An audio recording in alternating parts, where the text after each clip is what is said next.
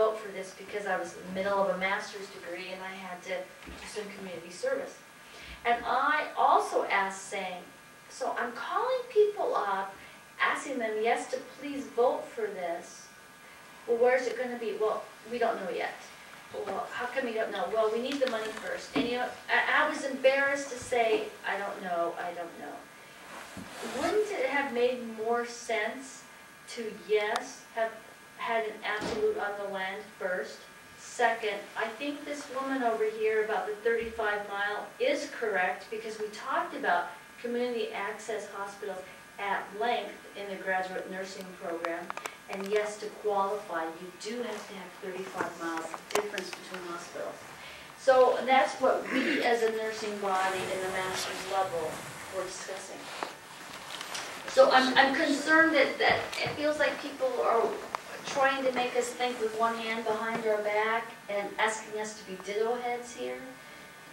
So can you answer that? Could you put that in more concise or question? I guess my question would be, I hear a lot of frustration. I feel as I'm sitting here listening that the real hard questions are not being answered. Okay.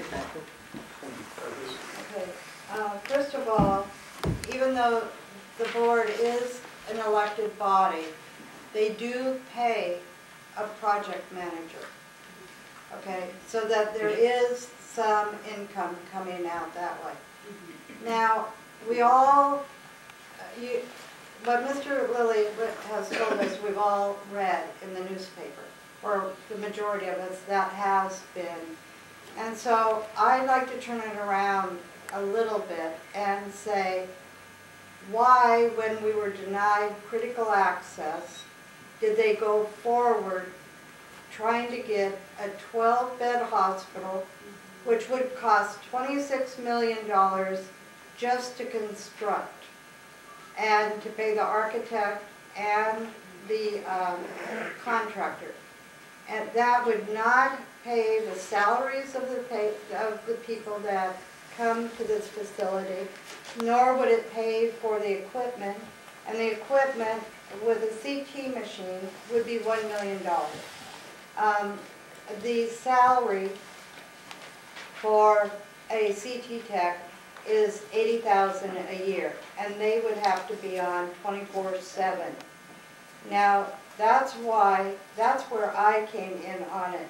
Not, why are we continuing to do something that's so incredibly expensive to the taxpayers, and that this board is willing to take out a gigantic loan to get this going, when in fact we could go back to the first place that Mr. Lilly was talking about, which I presume was the hospital, the old hospital. Is that correct? Yes. Okay. And I walked through it today with Jim Turner, and there is enough room for 4 beds and an emergency department right there and then. And like I said before, Dr. Battaglia said that it could be up and running and in a few months. Whereas the hospital says that they're hoping, the hospital board is hoping to have their hospital up and running by New Year's Eve 2009, which is 22 months from now. What we need now is a 24/7 here now. So I guess my question, and I guess it would be to Mr. Lilly, is why did they go ahead when they couldn't get critical care access and the money from the federal government? Why did they go ahead when the critical care access? Well, first of all, people need to understand that when the measure was passed, the critical care access rule allowed the state of Oregon to define an exception. And the way the state of Oregon defined the exception was that 35-mile limit applied only if there was a freeway between the two locations. And that subsequently has changed. Okay, to change the theme a little bit here and get back to the feasibility study. You said you've been involved with that. Could you please briefly go over the criteria used in that? And I'm going to just keep going with my question. It's still on the same point. If the feasibility study comes back negative, hospital not needed, will you and the board get another study done? And if it comes back positive, what can you do to convince me, the taxpayer around here, that this isn't a study that's giving you the answer you want to hear? All too often I hear that, and you're going to have to convince me of your credibility. I haven't done the study, by the way, so it's not my credibility. The credibility is the credibility of the consultants doing the study, right? And the criteria is not whether or not the hospital is needed. Okay? I don't think there was a debate about whether it was needed.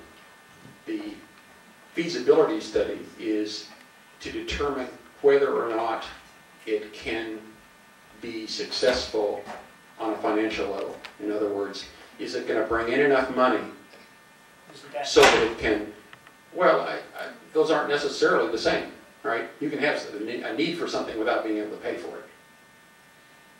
That happens in this world, right? And the question that study is addressing is whether or not the hospital can be paid for with the current tax structure and the expected reimbursement rates out of the federal government, assuming that those reimbursements aren't at the critical access level, which means that the hospital actually gets paid a little less than it might otherwise get paid. Now, you said, well, what's going to happen if the feasibility study comes back and says you can't do it? Okay? That's above my pay grade, right? That's a decision that the board will have to make. But if they can't do it, if they don't have the money to do it, they can't do it. If you want to know, am I still there? Yeah, okay. I have a feeling I'm fading in and out, so I'm going to try to get closer here. What can I do to convince you of the accuracy and reasonableness and fairness of the study? That's the next question. And I guess the only thing I can do there is ask you to read it. I haven't read it yet. I've been told what is in the drafts and the expectations. I haven't read it either. And like you, I'll read it with a critical eye, because that's part of my job is you hire lawyers that are independent of you to sort of look over your shoulder and make sure that you're doing something right. And like you, like every taxpayer in this room, we're going to have to look at that feasibility study and make sure that the consultant did a credible job and did it right. And if he didn't, then you and I and everybody else in this room ought to raise the issue and say, we don't think this is right. We think that your study skewed the data one way or another. But until then, I'm not going to convict the consultant in advance and say, he's just phoning up the study. Hometown study. Yeah. And I have to wait and see what it says, and not just what it says, but how it says it, why it says it, and the data on which it's based.